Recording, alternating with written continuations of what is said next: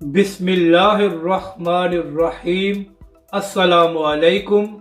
आप देख रहे हैं यूट्यूब चैनल आम सी बातें। सिर्फ तहरीक लब्बैक वाले मदद कर रहे हैं, इमरान खान के सपोर्टर भी ये बात मान गए। इस वीडियो में हम इसी के मुतालिक बात करेंगे। नाज़रीन कराम, पिछले कई दिनों से अल्लामा साद हुसैन रिजवी और तहरीक लब्बैक के रज़ाकार सैलाब से मुतासरा इलाकों में मौजूद हैं और वहाँ की आवाम की मदद भी कर रहे हैं।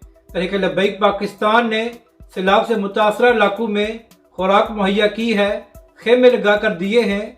इसके अलावा तहरीक लब्बैक पाकिस्तान ने मेडिकल कैंप भी कायम किए हैं।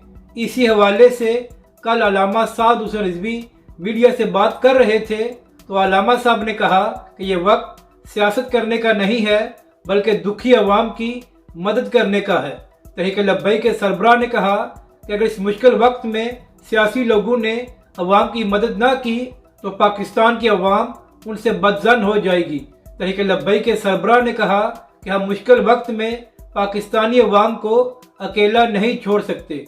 तो नाजरीन कराम, इसी हवाले से सोशल मीडिया पर एक वीडियो वायरल हो रही है जिसमें एक शख्स जो खुद को पीटीआई का कारकुन कहता है और उसका कहना है कि उसके इलाके के लोग उसको जानते हैं कि वो इमरान खान साहब का कितना बड़ा सपोर्टर है। नाजरीन कराम, वो शख्स अपनी वीडियो में कहता है कि हमारे इलाके में सिर्फ तहरीक लब्बैक पाकिस्तान के रज़ाकार मौजूद हैं जो अवाम की मदद कर रहे हैं और जो लोग फंसे हुए हैं उनको भी रेस्क्यू किया जा रहा है।